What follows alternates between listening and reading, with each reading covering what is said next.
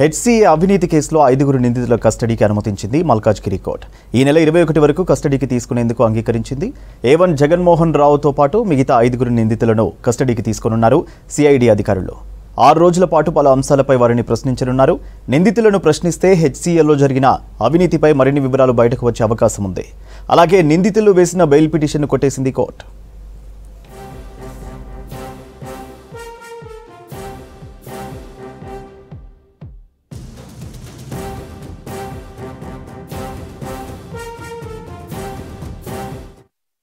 హెచ్సీఏను జగన్మోహన్ రావు భ్రష్టు పట్టించారన్నారు Telangana cricket association అధ్యక్షులు ఎండల లక్ష్మీనారాయణ. ఈ కేసులో మాజీ మంత్రి కేటీఆర్ ప్రమేయం ఉందని ఆరోపించారు. కేటీఆర్ బావమరిది రాజు పాకాల ఐపీఎల్ టికెట్లు అమ్మారని, జగన్మోహన్ను ఆడించింది కల్వకుంట్ల కుటుంబమని ఆరోపించారు. హెచ్సీఏ పరిధిలో ఉన్న అన్ని క్రికెట్ క్లబ్బుల్లో అవినీతి జరిగిందన్నారు టీసీఏ సెక్రటరీ గురువారెడ్డి. రాజకీయ నాయకులకు క్రికెట్కు ఏంటి సంబంధమని ప్రశ్నించారు.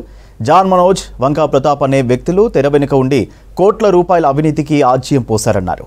రేపు దీనిపై పూర్తి వివరాలు ఆధారాలతో సిఐడికి ఫిర్యాదు చేస్తామన్నారు గురువారెడ్డి. జగన్మోహన్ రావు అనేటువంటి ఇవాళ అధ్యక్షుడిగా ఉండి ఏదైతే అవినీతికి పాల్పడి ఇవాళ లోపల ఉన్నాడో ఆయన ఒక రిప్రజెంటేటివే. అసలు ఈయనను ఆడిస్తున్నది కల్వకుంట్ల కవిత, కల్వకుంట్ల రామారావు, ఆ కుటుంబం. దీని ఇన్డెప్త్ ఎంక్వైరీ జరిగితే దీని వెనుక ఉన్నటువంటి అసలు కథానాయకులు బయటకు వస్తారు. దీనికోసం హైదరాబాద్ క్రికెట్ అసోసియేషన్ తరఫున మేము రేపు ఉదయం 11:30కు హైదరాబాద్ క్రికెట్ అసోసియేషన్ మీద, రేపు ఉదయం 11:30కు తెలంగాణ క్రికెట్ అసోసియేషన్ తరఫున రిప్రజెంటేషన్ ఇవ్వబోతా ఉన్నాం. జిల్లాలో ఇప్పటికీ అనేక జిల్లాల్లో రిప్రజెంటేషన్ ఇవ్వడం జరిగింది. జిల్లాకు క్రికెట్ అభివృద్ధి కోసం ప్రతి ఏడు 20 లక్షల చొప్పున కేటాయించిన నిధులు ఎటుపోయినాయి, మరి బీసీసీఐ నుంచి వచ్చినటువంటి 500-600 కోట్లకు సంబంధించిన నిధులు ఏవైతే ఉన్నాయో ఈ 10 సంవత్సరాల కాలఖండంలో ఎక్కడ ఏదైనా చిన్న స్టేడియం కట్టిర్రా? మేము ఖచ్చితంగా నేను 2 అడుగుతున్నా. బీసీసీఐ వారికి ఉత్తరం రాస్తున్నాం ఈరోజు, అట్లనే రాష్ట్ర ప్రభుత్వాన్ని అడుగుతున్నాం. మీరు ఇంటర్ఫియర్ కానీ ఎక్కడైనా అయ్యి ఈ నాటకానికి తెరదించండి, దీన్ని క్లీనప్ చేయండి, దాన్ని రద్దు చేసి తెలంగాణ క్రికెట్ అసోసియేషన్కి గుర్తింపు వేయడానికి కృషి చేయండి. రాష్ట్ర ప్రభుత్వం రికమెండ్ చేస్తే బీసీసీఐ ఆల్రెడీ ఒక అడుగు ముందుకేసి 2021లోనే కొలాబరేషన్ ఆర్డర్ ఇచ్చింది కాబట్టి దానికి ఒక టైం లైన్ పెట్టి ఒక బీసీసీఐ తరఫున ఒక కమిటీని అపాయింట్ చేసి మన టీసీఏని అందులో సభ్యులుగా చేసి క్రికెట్ని కాపాడుకోవడానికి ఒక స్టెప్ ముందు వేయాలని కోరుతున్నాం.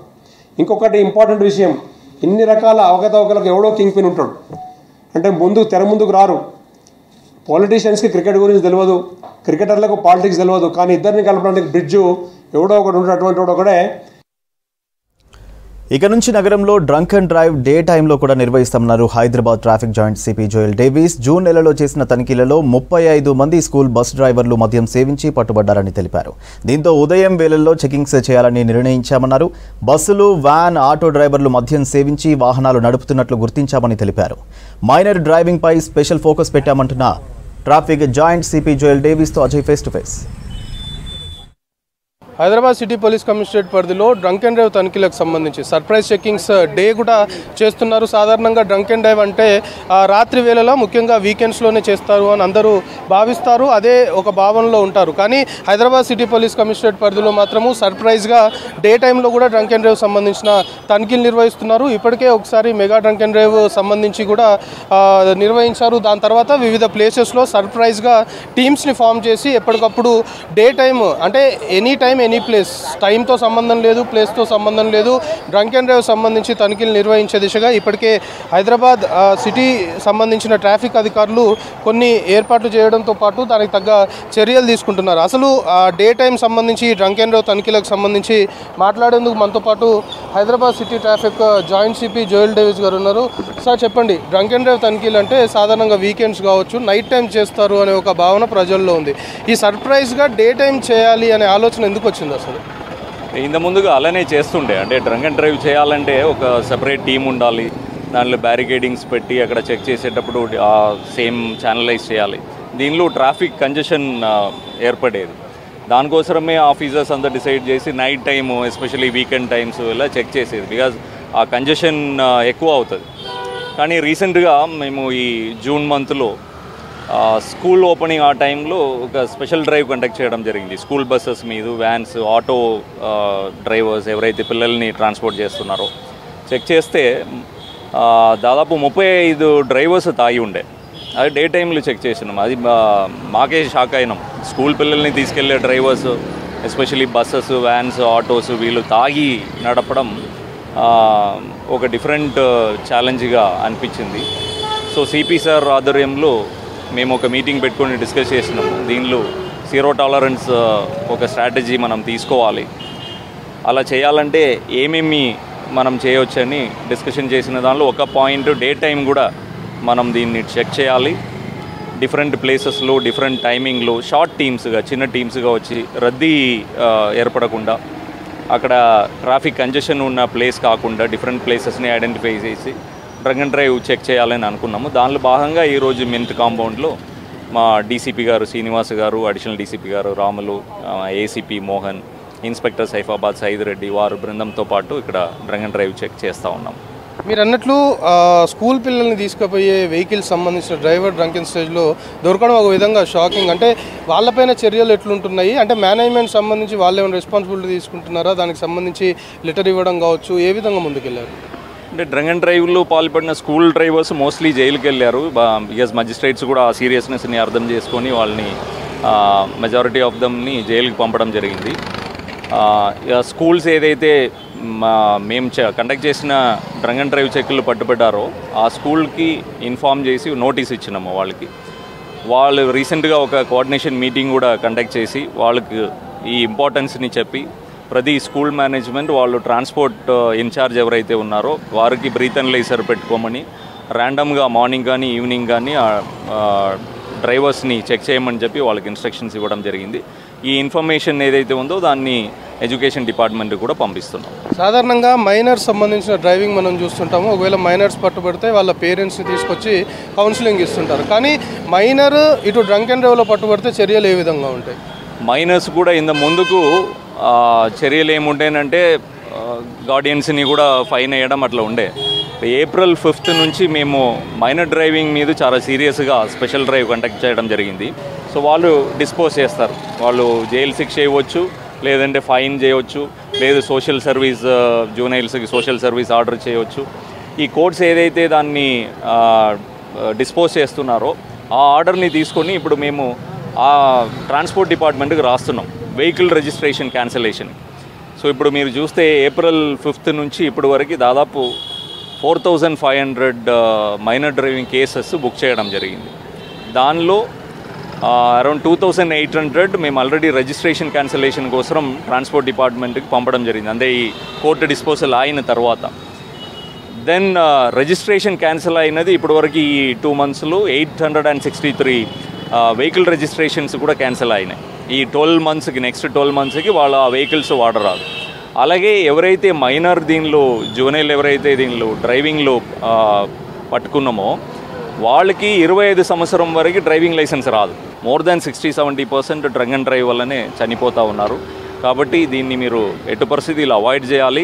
సొసైటీ కూడా దీన్ని కంట్రోల్ చేయడానికి ముందుకు రావాలి. ప్రతి ఒక్కరూ దీన్ని మీకు తెలిసిన వాళ్ళకి కానీ ఫ్యామిలీ మెంబర్స్ కానీ చెప్పాలి. ఇటు స్కూల్ బస్సులు డ్రైవ్ చేసే డ్రైవర్లు మద్యం సేవించి వాహనాలు నడుపుతున్నారని ఎప్పుడైతే తెరపైకి వచ్చిందో, సో ఉదయం వేళలో కూడా సర్ప్రైజ్ చెకింగ్స్ చేయాలి అని ఒక నిర్ణయం తీసుకున్నాము. అందులో భాగంగానే సర్ప్రైజ్ చెకింగ్ చేస్తున్నాము. ఇది కంటిన్యూ అవుతాయి. ముఖ్యంగా మైనర్ డ్రైవింగ్తో పాటు ట్రాఫిక్ సంబంధించి రూల్స్ వైలేట్ చేసే ప్రతి ఒక్కరిపైన చర్యలు తీసుకుంటాము అనేది ట్రాఫిక్ పోలీసులు చెప్తున్నారు. కెమెరా పర్సన్ ప్రశాంత్తో కలిసి అజయ్ V6 న్యూస్, హైదరాబాద్. శాంతి భద్రతలకు విఘాతం కలగకుండా తనిఖీలు చేశామన్నారు బాలానగర్ డీసీపీ సురేష్ కుమార్. మేడ్చల్ జిల్లా జగద్గిరిగుట్టలో కార్డన్ సెర్చ్ నిర్వహించారు పోలీసులు. దాదాపు 40 టీములుగా విడిపోయి 348 మంది పోలీసులు సెర్చ్ ఆపరేషన్ నాకాబందీ నిర్వహించారు. జగద్గిరిగుట్టలో ఇతర రాష్ట్రాలకు చెందిన ప్రజలు నివసిస్తుండటంతో వారి వివరాలను సేకరించామన్నారు. ఎలాంటి అసాంఘిక కార్యకలాపాలు జరగకుండా నిఘాను పటిష్టం చేశామన్నారు డీసీపీ సురేష్ కుమార్. పొల్యూషన్ లిమిట్స్లో రింగ్ బస్ అనే ప్రాంతం ఉంది. ఇక్కడ ఎక్కువగా అవుట్ సైడర్స్ అంటే హైదరాబాద్కి చెందిన వాళ్ళు, అది ఈ స్టేట్ కావచ్చు, లేదంటే ఈ స్టేట్లో ఉన్న వేరే ప్రాంతాల నుంచి వచ్చిన వాళ్ళు కావచ్చు, అదర్ స్టేట్స్ కావచ్చు, ఎస్పెషల్లీ యూపీ, బీహార్, రాజస్థాన్ నుంచి వచ్చిన వాళ్ళు ఎక్కువగా ఉంది. ఇక్కడ కొద్దిగా law and order problems create అయ్యే అవకాశం ఉంది. అపరిచితులు ఎక్కువగా తిరుగుతున్నారు. ఒకవేళ అదర్ స్టేట్స్లో వెపన్ కల్చర్ ఎక్కువ ఉంటుంది కాబట్టి అలాంటిది ఏమైనా ఉందేమో అనే ముందస్తు సమాచారం మేరకు ఈరోజు మేము ఒక కార్డన్ అండ్ సెర్చ్, నాకాబందీ అండ్ అదర్ స్టేట్ పర్సన్స్ వాళ్ళ యొక్క డీటెయిల్స్ అన్నీ కూడా సేకరించడం జరుగుతూ ఉంది. దాదాపుగా ఒక 3,000 నుంచి 3,500 కుటుంబాలు ఉన్నాయని చెప్తున్నారు. దాదాపుగా ఒక 15,000 జనాభా ఉన్నారు. వీళ్ళందరినీ కూడా డీటెయిల్గా చెక్ చేసి వాళ్ళ డీటెయిల్స్ తీసుకొని వాళ్ళ ప్రొఫెషన్ ఏంటి, వాళ్ళ ఇంట్లో ఎంతమంది ఉంటున్నారు, వాళ్ళ ఏజెస్ ఏంటి, వాళ్ళ Aadhaar card details, phone numbers అన్నీ తీసుకొని వాటిని ఎన్యూమరేట్ చేసుకొని వాటిని అనలైజ్ చేసి ఎవరైనా అవుట్ సైడర్స్ ఉంటే వాళ్ళని కౌన్సిలింగ్ చేసి వాళ్ళ వివరాలు తీసుకునేదానికి ఈ ప్రయత్నం చేస్తున్నాం. హైదరాబాద్ హిస్టరీకి ఆనవాళ్లుగా చారిత్రక కట్టడాలు ఉన్నట్టుగానే ఆ కాలం నాటి నిజాం రాజుల ఆభరణాలు ఆకట్టుకుంటాయి. అయితే కోట్ల రూపాయల విలువ చేసే నిజాం వినియోగించిన జ్యువెలరీని 1995లో 217 కోట్ల రూపాయలకు కొనుగోలు చేసి ఢిల్లీలో భద్రపరిచింది అప్పటి కాంగ్రెస్ ప్రభుత్వం. అయితే ఇప్పుడు అవి తెలంగాణకు తిరిగి తీసుకురావడానికి ప్రయత్నాలు చేస్తున్నారు నిజాం వారసులు. తెలంగాణ వారసత్వ సంపదను తిరిగి తీసుకురావాలని రాష్ట్ర ప్రభుత్వాన్ని కోరుతున్నారు. ఇదే అంశంపై 7వ Nizam great grand son Himayat Ali Mirza CM Revanth రెడ్డికి లేఖ రాశారు. ఇవాళ మన ఈ జ్యువెలరీ గురించి ఆలోచిస్తున్నాము. ఒరిజినల్లీ హైదరాబాద్ నుంచి అది నిజాం ఫ్యామిలీ వాళ్ళ జ్యువెలరీ. దీని విలువ అయితే ఇప్పుడు మనం ప్రజెంట్ చెప్పలేము, కానీ దాని ఒరిజినాలిటీ, దాన్ని ఇక్కడ చేసి దాంట్లో డైమండ్స్ అయినా పర్ల్స్ అయినా ఎంత బాగున్నాయో, దాని డిజైనింగ్, ఇక్కడ లోకల్ దక్కనీ జ్యువెలరీ అవన్నీ వచ్చే వరకు చాలా బాగున్నాయి. కొన్ని సంవత్సరాల కింద సాలార్జంగ్ మ్యూజియంలో చాలా మంచి ఎగ్జిబిషన్ పెట్టింది. దానికి స్పెషల్ ఏరియా అంతా పెట్టి, స్ట్రాంగ్ రూమ్ పెట్టి, సెక్యూరిటీ పెట్టి అక్కడ తయారు చేస్తే చాలా బాగుంది. దాని తర్వాత మళ్ళీ అది ఒరిజినల్లీ బాంబేలో ఉండే బ్యాంక్లో అక్కడి నుంచి ఢిల్లీకి షిఫ్ట్ చేసినారు. ఫస్ట్ ఎగ్జిబిషన్ మనకు ఢిల్లీ నుంచే వచ్చింది. తర్వాత వాపస్ పోయింది. ఒకసారి నేను ఢిల్లీకి పోయినప్పుడు అక్కడ నేషనల్ మ్యూజియంలో పెట్టిండ్రు, కానీ అక్కడ డిస్ప్లే అంత బాగలేదు. ఢిల్లీలో అక్కడ మ్యూజియంలో అంత డిస్ప్లే బాగలేదు. అది కాకుండా దాని కనెక్టెడ్ హిస్టరీ, ఎందుకంటే ఇది మన దగ్గర నుంచి పోయిన జ్యువెలరీ, ఇప్పుడు ఎవరి కస్టడీలో ఉన్నా పర్వాలేదు, కానీ దాని ఒరిజినల్ అంతా హైదరాబాద్. దాని డిజైనింగ్, దాని విలువ అంతా ఇక్కడి నుంచే అయింది. దాన్ని గోల్కొండ డైమండ్స్ అయినా పర్ల్స్ అయినా, ఎందుకంటే మనకు పర్ల్ ట్రేడ్ కూడా హైదరాబాద్లో ఉండింది. ఇప్పుడైనా దాన్ని తీసుకొచ్చి మంచిగా సాలార్జంగ్ మ్యూజియంలో మళ్ళీ దాన్ని ఎస్టాబ్లిష్ చేసి పర్మనెంట్గా సెక్యూరిటీ కోసం, ఎందుకంటే ఆ టైంలో అంతా తయారు చేసినారు, గ్యాలరీ సెక్యూరిటీ అంతా చేసినారు. మనకి మ్యూజియంలో ఉన్నాయి ఆ ఫెసిలిటీస్ అంతా. అందుకోసమే చాలా ఇంపార్టెంట్ ఇక్కడికి తీసుకొచ్చి, ఎప్పటి నుంచో అడుగుతున్నాం. మా ఫస్ట్ ఎగ్జిబిషన్ తర్వాతనే అనుకున్నాం ఇక్కడనే పెడతారని, మళ్ళీ పోయినాయి. ఆ సెకండ్ టైం ఢిల్లీలో అయినప్పుడు పోయి నేను చూసి వచ్చిన, అక్కడ డిస్ప్లే స్పేస్ లేదు, దానికి హిస్టారికల్ కనెక్షన్ లేదు. ఇది మనది అని ఒక ఫీలింగ్ ఉంది. మనది ఎక్కడో చూసి వస్తే అది మనది అని ఉంటుంది. ఇక్కడ ఉంటే it is the proper place to display the jewellery. Custody ఇప్పుడు ఎవరిదైనా పర్వాలేదు, ఎందుకంటే అది నిజాం ఫ్యామిలీ ట్రస్ట్కు వాళ్ళు ఇచ్చినప్పుడు వాళ్ళు ఆ టైంలో అమ్మిండ్రు, వీళ్ళు కొన్నారు. లారీ డ్రైవర్స్ కోసం త్వరలో ఏసీ క్యాబిన్స్ను కంపల్సరీ చేయబోతోంది కేంద్ర ప్రభుత్వం. ఎండలతో బాగా వేడెక్కే ఇంజిన్తో ఇబ్బందులు పడుతున్నారు లారీ డ్రైవర్లు. రోజులు నెలల తరబడి లారీ క్యాబిన్లో వేడి సెగతోనే డ్రైవింగ్ చేస్తూ ఉంటారు. దీంతో రోడ్డు ప్రమాదాలు కూడా పెరుగుతున్నాయని గుర్తించింది కేంద్రం. లారీ క్యాబిన్లలో ఎయిర్ కండిషన్ వసతి కల్పించాలని కేంద్రం నిర్ణయించింది. అక్టోబర్ 1వ తేదీ నుంచి ఏసీ క్యాబిన్లతో కూడిన లారీలను విక్రయించాలని కేంద్రం ఇప్పటికే నోటిఫికేషన్ జారీ చేసింది. తెలుగు రాష్ట్రాల్లో ట్రక్కుల సంఖ్య 7 లక్షల వరకు ఉన్నాయని, పాత లారీలకు కూడా ఏసీ వసతి కల్పించాలని డిమాండ్ చేస్తున్నారు డ్రైవర్లు. ఈ ఏసీ క్యాబిన్స్ తెస్తున్నామని రుద్దే బదులు తప్పనిసరి ఎందుకు, అది మన ఐచ్ఛికంగా ఉంటే మా ఇష్టానుసారంగా ఎవరికి ఏ అవసరం ఉంటే అది కొనుక్కుంటారు. దాంతో అదే కాకుండా మన సంవత్సర కాలంలో 3 కాలాలు ఉంటాయి: వర్షాకాలము, చలికాలము, వేసవికాలం. తప్పనిసరి వేసవి కాలంలో ఈ 4 నెలలు ఏదైతే ఉందో డ్రైవర్కు సుఖం అవసరమే.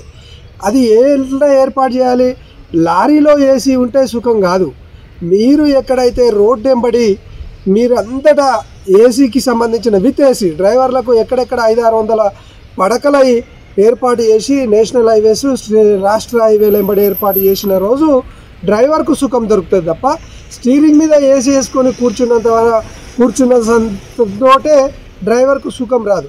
డ్రైవర్ సుఖపడాల్సిందే, డ్రైవర్ అలసిపోకుండా ఉండాల్సిందే. తన పని గంటలను తను నెరవేర్చుకుంటూ ఎప్పుడైతే విశ్రాంతి తీసుకుంటాడో అక్కడ వసతి ఉండాలి, తనకు విశ్రాంతి ఏర్పాటు చేయాలి. సాధారణ ప్రసవాలు చేసుకోవడానికి ఆసక్తి చూపిస్తున్నారు గర్భిణీలు. మిడ్వైఫరీ పేరుతో నార్మల్ డెలివరీ అయ్యేలా సేవలు అందిస్తున్నారు. సహజ ప్రసవం కోసం గర్భిణీలకు సహకరిస్తున్నారు మిడ్వైఫరీల సిబ్బంది. ఇందుకోసం ఖర్చు ఎక్కువే అవుతున్నా ఆ స్థాయిలోనే డిమాండ్ కూడా ఉందంటున్నారు. ప్రభుత్వం కూడా మిడ్వైఫరీ కోర్సులను అందుబాటులోకి తెచ్చింది. పాతకాలం నాటి మంత్రస్థాని కల్చర్ విస్తరిస్తోందంటున్న మిడ్వైఫరీ సిబ్బందితో శ్రీశైలం ఫేస్ టు ఫేస్. ఇప్పుడంతా కూడా ఓల్డ్ ఈజ్ గోల్డ్ అంటున్నారు, లేకపోతే బ్యాక్ టు రూట్స్ అంటున్నారు. అంటే అర్థం కావట్లేదు కాదు, పాతకాలంలో పాటించిన పద్ధతులను మళ్ళీ అధునాతమైనటువంటి కొత్తగా ఒక కొత్త పంతాలో ఆచరించడమే బ్యాక్ టు రూట్స్ అంటున్నారు. ఇప్పుడు దీనిలో భాగమే మిడ్వైఫరీ సిస్టమ్ కూడా. మిడ్వైఫరీ సిస్టమ్ అంటే పాతకాలంలో ఇంట్లోనే నార్మల్ డెలివరీ ఎవరైతే ఒక ఇంట్లో మహిళ ఉంటుందో ఆమె చేసేటువంటి పద్ధతిని ఇప్పుడు మళ్ళీ మిడ్వైఫరీ పేరుతో తీసుకొస్తున్నారు. చాలా హాస్పిటల్స్ దీన్ని అనుసరిస్తున్నాయి. మిడ్వైఫరీ ఉన్నారు అనిత, ఆమెను అడిగి తెలుసుకుందాం. ముందుగా మిడ్వైఫరీ ఈ మధ్య చాలా వింటున్నాం మనం. మిడ్వైఫరీ అంటే ఏంటి, దీనిలో ప్రాక్టీస్ ఎట్లా ఉంటుంది? మిడ్వైఫరీ అనేది ఒక ప్రొఫెషన్ అండి. So midwifery is being with women. So మదర్తో ఉండి మదర్కు సపోర్ట్ చేస్తూ ఉండడం. మిడ్వైఫ్ అనేవాళ్ళు డెలివరీ టైంలోనే అవసరం అనేది కాదు. Midwife support right from the pregnancy, beginning of pregnancy నుండి అవసరం అవుతుంది.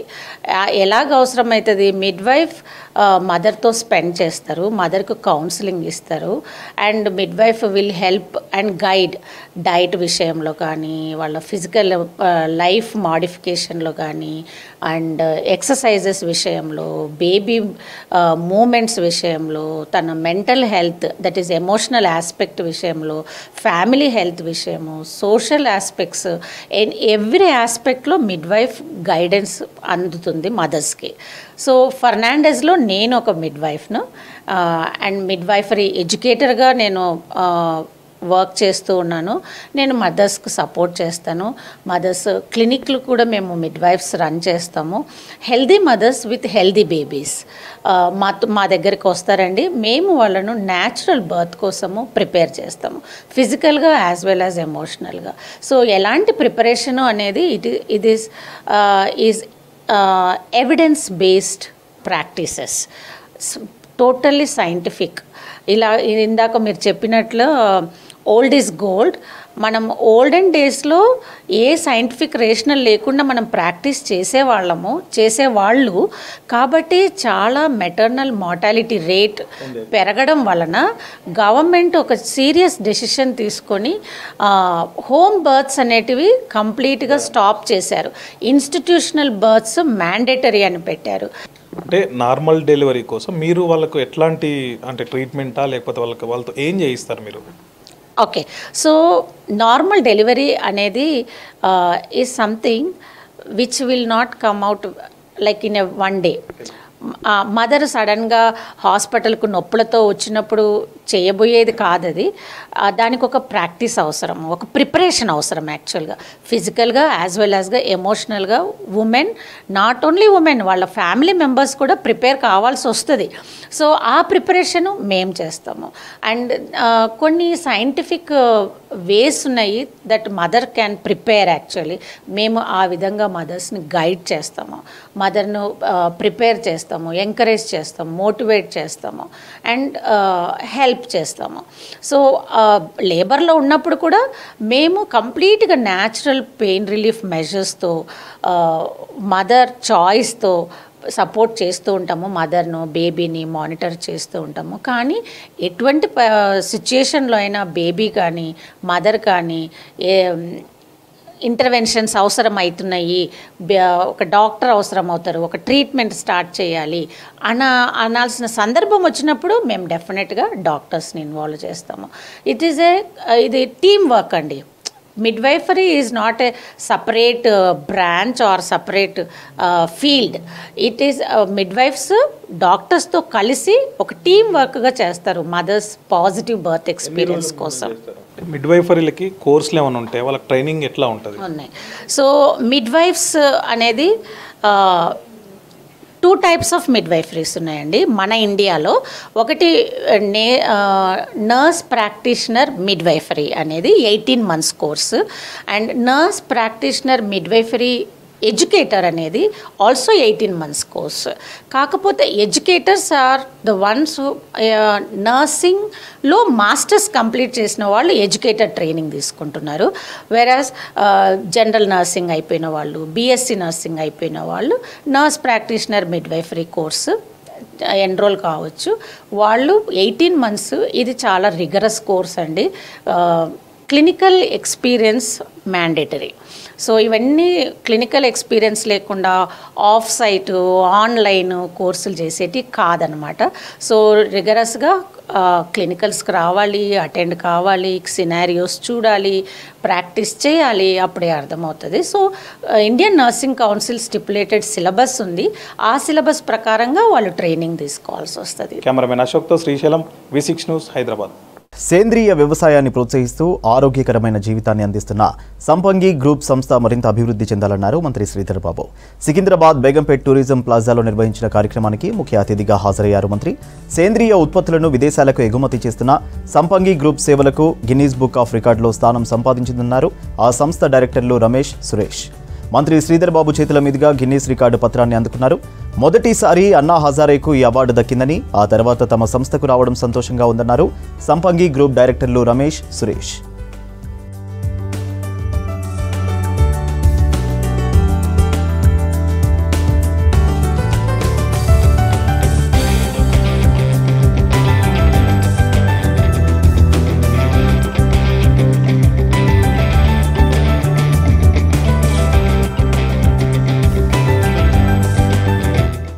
చదువుకున్న చదువుకు సంబంధించి నేను వ్యాపారవేత్తగా ఎదిగి కొత్త విధానాలను మనం సృష్టించాలనే ఆలోచన చేసి ఈరోజు ఒక కొత్త ఒరవడి సేంద్రియ పద్ధతిలో వ్యవసాయం చేయాలనే ఒక ఆలోచన, ఆర్గానిక్ ఫార్మింగ్ చేయాలని. చాలామంది ఆర్గానిక్ ఫార్మింగ్ చేస్తూ ఉంటారు. ఈరోజు గిన్నీస్ బుక్ ఆఫ్ వరల్డ్ రికార్డ్స్కి సంబంధించి దాంట్లో ప్రధానంగా డాక్టర్ రమేష్ గారి ఆలోచన మేరకు ప్రిజర్వేటివ్ సంబంధించిన ఒక అంశాన్ని ఒక ప్రత్యేకతతో వారు ఈరోజు గిన్నీస్ బుక్ ఆఫ్ వరల్డ్ రికార్డ్స్ని ఇవ్వటం అనేది మన అందరికీ కూడా గర్వకారణం. అదేవిధంగా ఇంకోటి, అన్నా హజారే తర్వాత Guinness book of world records వారు మరి వారికి అందజేయటం అనేది ఒక గొప్ప ప్రత్యేకత. ఈ సంపంగి సంస్థ వారికి సంబంధించిన అధినేతకు చెందిందంటే we're so proud of you. ఈరోజు మా తమ్ముడు మరి రమేష్ గారు సాధించిన ఘనత చిన్నది కాదు. We are like Sampangi group of companies. Okay, Sampangi group of companies అనేది like we are like a bigger group where we are into real estate, infrastructure, hospitality, biofarming, agri-tech, biotech and entertainment, so finance, ఇట్లా రకరకాల ఇండస్ట్రీలో మేము ఉన్నాము. సో ఈ రోజు వరకు కూడా ఎన్నో ప్రాజెక్ట్స్ చేసాము. Under infrastructure we have taken care of జిల్లా పరిషత్ రోడ్స్ చేసాము. సో అంతకంటే ముందు మేము బిఫోర్ మా కంపెనీ స్థాపించేదానికంటే ముందు సో మాకంటూ ఒక ముగ్గురు ఇన్స్పిరేషన్ లీడర్స్ ఉన్నారు. సో ఆ ముగ్గురు ఇన్స్పిరేషన్ లీడర్స్ వచ్చేసి అవర్ విజనరీ అవర్ ఫాదర్ అంటే మా నాన్నగారు. సో మా నాన్నగారే మాకు విజనరీ. ఆయన ఎప్పుడో కలగన్నాడు, నా పిల్లలు ఇలా చేస్తారు. ఏదైతే ఆర్గానిక్ ఫార్మింగ్ ఉందో, ఆర్గానిక్ ఫార్మింగ్ చాలా ఇంపార్టెంట్ యాక్చువల్ చెప్పాలంటే. ఎందుకంటే ఈ రోజుల్లో మనం ఏది తిన్నా పొద్దున్న లేచిన దగ్గర నుంచి పీల్చే గాలి కానీ లేకపోతే తినే ఫుడ్ కానీ ఏదైతే పండ్లు కానీ రకరకాల కూరగాయలు కానీ ఫర్టిలైజర్స్ వేసి దాన్ని పెంచుతూ ఉన్నారు, అవే మనం తింటా ఉన్నాం రోజు. కానీ ఇప్పుడు ఆర్గానిక్ ఫార్మింగ్ అనేది చాలా ఇంపార్టెంట్. ఈ రోజుల్లో అది ప్రమోట్ చేస్తూ ఉన్నారు. సో అది Sampangi group of companies chairman Shri doctor Ramesh గారు అన్న ఎంత డెడికేషన్ ఉంటే, ఎంత కమిట్మెంట్ ఉంటే, ఎంత విజన్ ఉంటే ఇలాంటి మరి ఆ నారాయణ ఖేడ్లో ఒక 550 ఎకరాల్లో ఇలాంటి చేస్తున్నారంటే. విదేశాల్లో ఉన్నత చదువు చదువుకోవాలంటున్న ఎస్సీ సామాజిక వర్గ విద్యార్థులకు గుడ్ న్యూస్ చెప్పింది సర్కార్. విదేశీ యూనివర్సిటీల్లో చదువుకునేందుకు అంబేద్కర్ ఓవర్సీస్ విద్యానిధి పథకం కింద సీట్లు పెంచుతూ ఉత్తర్వులు జారీ చేస్తుంది. ఎస్సీ సంక్షేమ శాఖలో అంబేద్కర్ ఓవర్సీస్ స్కాలర్షిప్ల సంఖ్య 210 నుంచి 500 సీట్లు పెంచుతూ జీవో జారీ చేసింది. ఈ పథకం కింద విదేశాలకు వెళ్లే 500 మంది ఎస్సీ విద్యార్థులకు ఆర్థిక సాయం అందించనుంది సర్కార్.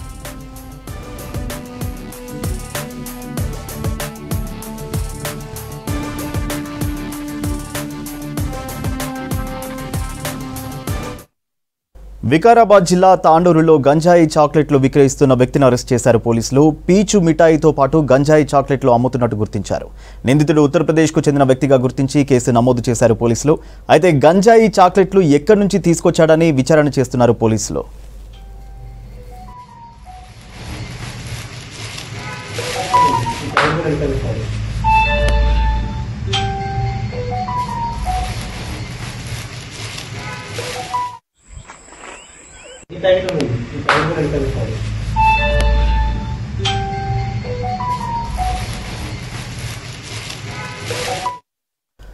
హైదరాబాద్లో ట్రాఫిక్ రోజంతా ఉంటుంది. ఆఫీస్ అవర్స్లో అయితే అధికంగా ఉంటుంది. అయితే గమ్యస్థానాలకు త్వరగా చేరాలనే తొందరలో కొందరు వాహనదారులు ట్రాఫిక్ రూల్స్ బ్రేక్ చేస్తున్నారు. దీంతో వారికి చలాన్లు విధిస్తున్నారు పోలీసులు. కానీ ఫ్రీ లెఫ్ట్ బ్లాక్ చేయడంతో ఎడమవైపు వెళ్లే వాహనదారులు తీవ్ర ఇబ్బందులు ఎదుర్కొంటున్నారు. ఇదే పరిస్థితి నగరంలోని ట్రాఫిక్ సిగ్నల్స్ వద్ద కనిపిస్తోంది. అసలు ఈ ఫ్రీ లెఫ్ట్ అంటే ఏంటి? దాన్ని బ్లాక్ చేసే వాహనదారులపై ట్రాఫిక్ పోలీసులు ఎలాంటి చర్యలు తీసుకుంటారో వాచ్ ది స్టోరీ.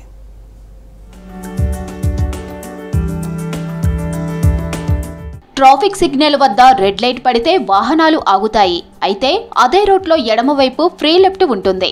అంటే ఎడమవైపు వెళ్లే వాహనాలకు అనుమతి ఇవ్వడాన్ని సూచిస్తోంది ఫ్రీ లెఫ్ట్. ఒక్కో రూట్లో వెళ్లే వాహనాలను నిర్ణీత సమయంలో ట్రాఫిక్ సిగ్నల్స్ ఆపుతాయి. అలాంటి సమయంలో ఫ్రీ లెఫ్ట్ ఉన్న చోట వాహనాలు సిగ్నల్తో సంబంధం లేకుండా ఎడమవైపు వెళ్లొచ్చు.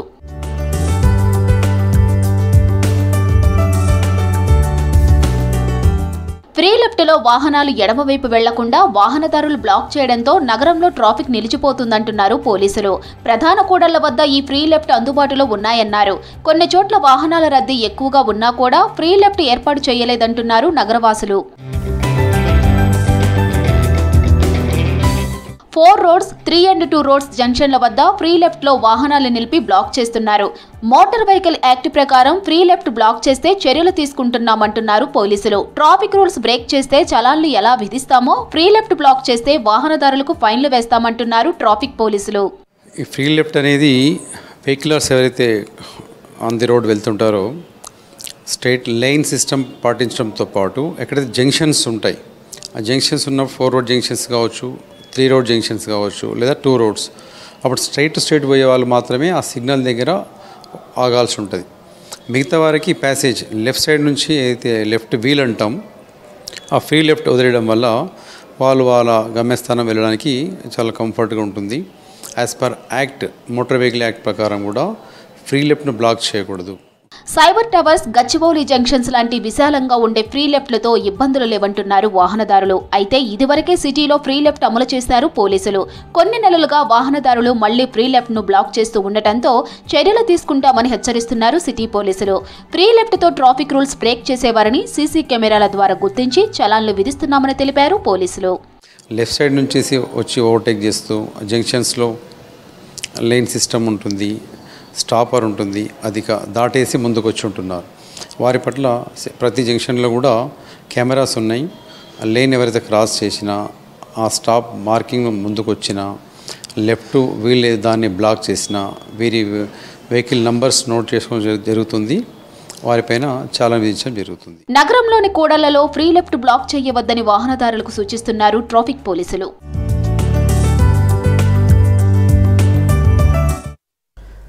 కల్తీ కల్లు తాగి నగరంలో పలువురు మృత్యువాత పడ్డారు. మరికొందరు ఇంకా హాస్పిటల్స్లో చికిత్స పొందుతున్నారు. కల్తీ కల్లు తయారీ దుకాణాలపై ఎక్సైజ్ అధికారులు తనిఖీలు చేసి సీజ్ చేస్తున్నారు. మత్తు పదార్థాలు కలిపి తయారు చేసిన కల్లు దొరకకపోవడంతో దానికి అలవాటు పడిన బాధితులు అనారోగ్యం బారిన పడ్డారు. ఒక్కోసారి చంపడానికి లేదా ఆత్మహత్యకు పాల్పడే ప్రమాదం ఉందంటున్నారు డాక్టర్లు.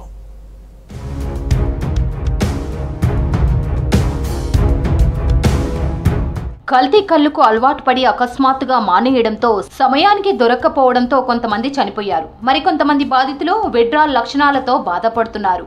ఇలాంటి వారికి ఎర్రగడ్డలోని మానసిక ఆరోగ్య కేంద్రంతో పాటు గాంధీ, ఉస్మానియా హాస్పిటల్స్లో డాక్టర్లు చికిత్స అందిస్తున్నారు.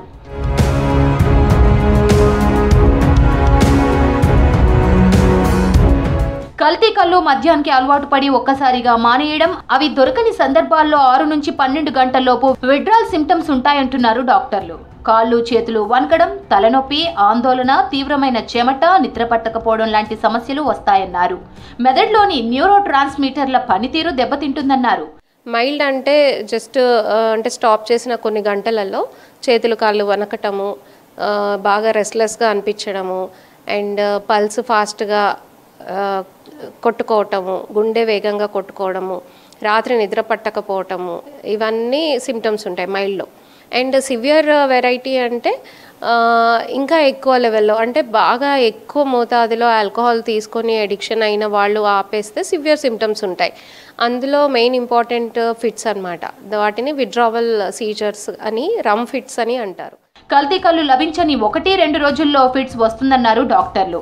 ఎక్కువ ఆందోళనకు గురి కావడంతో పాటు రక్తపోటు, గుండె కొట్టుకునే వేగం పెరుగుతాయని తెలిపారు. వెంటనే చికిత్స అందకుంటే హార్ట్అటాక్ గురయ్యే ప్రమాదం ఉందన్నారు డాక్టర్లు. విత్డ్రావల్లో సీరియస్ టైప్. సో ఈ టైంలో మాత్రం అబ్నార్మల్గా బిహేవ్ చేయడము, భ్రమలు కలగటము అండ్ ఊహలు కలగటము, ఎవరో వెంటాడుతున్నట్టు, పోలీసులు వెంటాడుతున్నట్టు, అందరూ నన్నే చూస్తున్నట్టు, అట్లా ఇంకేదన్నా చేస్తారేమో, నన్ను చంపేస్తారేమో అని తీవ్రమైన ఒకలాంటి ఊహలు, భ్రమలు కలుగుతాయి. అంటే ఈ టైంలో డెత్ ఎక్కువ జరిగే సందర్భాలు ఉంటాయి. సో ఇది most complicated type delirium. Day addiction సెంటర్లో ట్రీట్మెంట్తో పాటు కౌన్సిలింగ్ ఇస్తే మత్తుకు దూరంగా ఉండొచ్చని సూచిస్తున్నారు డాక్టర్లు. మంచి ఆహారం సక్రమంగా తీసుకునేలా చేస్తామన్నారు.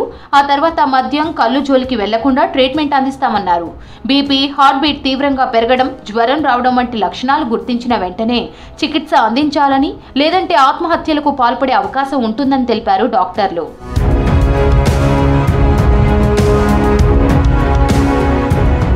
కల్తీ కళ్ళు, మత్తు పదార్థాలు తీసుకొని మానేసిన వారిలో విత్డ్రాల్ లక్షణాలు కనిపించగానే హాస్పిటల్స్ కు తరలించాలని సూచిస్తున్నారు డాక్టర్లు.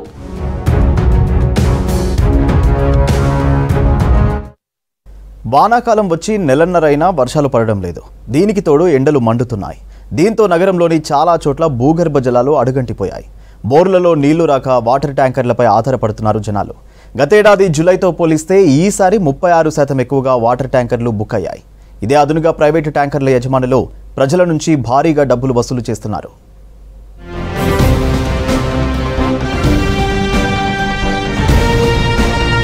సిటీలో భారీ వర్షాలు పడాల్సిన సమయంలో భూగర్భ జలాలు అడుగంటిపోతున్నాయి. వానాకాలం మొదలై నెలన్నర అయినా వర్షాలు కురవట్లేదు. ఎండలు దంచి కొడుతుండటంతో గ్రౌండ్ వాటర్ లెవెల్స్ పడిపోతున్నాయి. ఇప్పటికే వెస్ట్ సిటీలో భూగర్భ జలాలు భారీగా అడుగంటిపోయాయి. దీంతో నీళ్లకు డిమాండ్ విపరీతంగా పెరిగింది. బోర్లు ఎండిపోవడంతో వాటర్ బోర్డు సప్లై చేస్తున్న ట్యాంకర్లపైనే ఆధారపడుతున్నారు ప్రజలు. గత ఏడాది జూలై నెలతో పోలిస్తే ఈసారి 36% డిమాండ్ పెరిగిందన్నారు జలమండలి అధికారులు. 2024 జూలైలో 1వ తేదీ నుంచి 14వ తేదీ వరకు 63,724 ట్యాంకర్లు బుక్ అయ్యాయి. ఈ ఏడాది జూలై 1 నుంచి 14 వరకు 86,520 ట్యాంకర్లు బుక్ చేసుకున్నారని తెలిపారు అధికారులు. ఎండాకాలంలో ఉండే నీటి సమస్య మాదిరి వర్షాకాలంలో కూడా ఎదుర్కొంటున్నామని తెలిపారు ప్రజలు. అయితే వాటర్ ట్యాంకర్ బుక్ అయిన 24 గంటల్లోనే డెలివరీ చేస్తున్నామని అంటున్నారు జలమండలి అధికారులు. వర్షాలు సరిగ్గా పడకపోవడంతో భూగర్భ జలాలు పడిపోయి వాటర్ ట్యాంకర్స్ బుకింగ్స్ పెరుగుతున్నాయంటున్నారు. సమ్మర్లో స్టార్ట్ కావాల్సింది జనవరి, ఫిబ్రవరి, మార్చి, ఏప్రిల్లోనే ఇదైపోయింది. ఆ రికార్డు ప్రకారం చూస్తే ఫిబ్రవరిలో 790 ట్రిప్స్ వచ్చినాయి ఈ సంవత్సరం మనకి. తర్వాత పీక్గా వచ్చిందంటే మార్చిలో 1122 ట్యాంకర్స్ పర్ డే వచ్చినాయి. తర్వాత ఏప్రిల్లో వస్తే 1110 వచ్చినాయి. తర్వాత మేలో 1095. మ్యాక్సిమం పీక్ అంటే 1100 tankers per day trips book అవుతున్నాయి. సేమ్ టైం మొత్తం అన్ని డెలివరీ అవుతున్నాయి. అంటే 24 అవర్స్లో ఎస్ఎల్ ఎక్సీడ్ అంటే 24 అవర్స్లో ఎక్సీడ్ అవుతున్నాయి. పబ్లిక్ ఎలాంటి ప్రాబ్లం లేదు. వాటర్ బోర్డ్ పరిధిలో దాదాపు 14 లక్షల నల్లా కనెక్షన్లున్నాయి.